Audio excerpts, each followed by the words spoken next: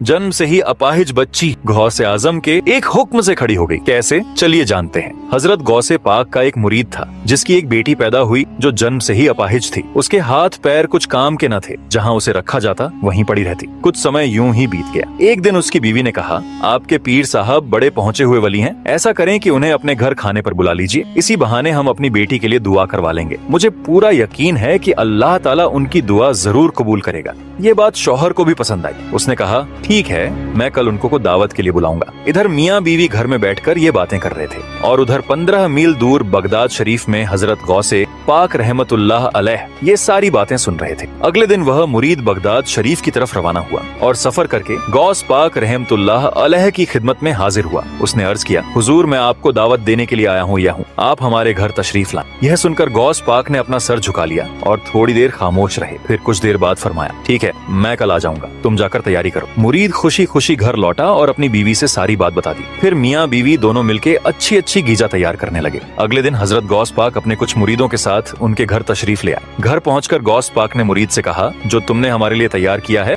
वो लाओ, हम खाना खाकर फिर वापस निकलेंगे। इस पर मुरीद ने क्या किया, अपनी माजूर बेटी को उठाकर गौसे पाक रहमतुल्लाह अलैह के सामने रख दिया। जब आपने उसे देखा तो पूछा, यह क्या है? मुरीद ने बहुत आजी के साथ कहा, हुजूर, ये मेरी बेटी है जो जन्म से ही माजूर है। आप या तो इसके लिए दुआ कर दें कि यह ठीक हो जाए या फिर ये मर जाए। यह सुनकर गौसे पाक रहमतुल्लाह अलैह अल्लाह की बारगाह में दुआ की। फिर आपने उस बच्ची से कहा, कुंबी जनिल्लाह, यानी अल्लाह के हुक्म से उठ जा। इतना कहना था कि वह बच्ची तुरंत खड़ी हो गई। मियाँ बीवी दोनों अपने बच्ची को चलता फिरता देखकर बहुत खुश हुए। फिर मुरीद ने कहा, हुजूर, एक बात बताइए, जब मैं आपको दावत देने गया था तो आपने थोड़ी देर खामोशी अख्तियार की थी, उसका राज क्या राज था? इस पर गौसे आजम रहमतुल्लाह अलैह मुस्कुराते हुए फरमाए, जब तुम दोनों अपने घर में बैठकर मुझे बुलाने की बातें कर रहे थे तो मैं यहाँ बगदाद में बैठकर वो सारी बातें सुन रहा था और मुझे ये भी पता था कि तुम मुझे किस मकसद से मुझे बुलाना चाहते हो। इसीलिए मैंने अल्लाह की बारगाह में खामोश होकर अर्ज की, या अल्लाह, अगर तूने इस बच्ची की शिफा मेरे हाथों में रखी है तो मैं इसकी दावत कबूल करूंगा, और अगर नहीं रखी तो मैं इनकार कर दूंगा। तब अल्लाह ताला ने फरमाया, बेशक मैं हर चीज पर कादिर हूँ और तू मेरा अब्दुल कादिर है। सुभान अल्लाह। दोस्तों, अगर आप भी गौसे आजम के सच्चे दीवाने हैं और ये वाकया आपके दिलों को छू गई तो दिल से लिखिए सुभान।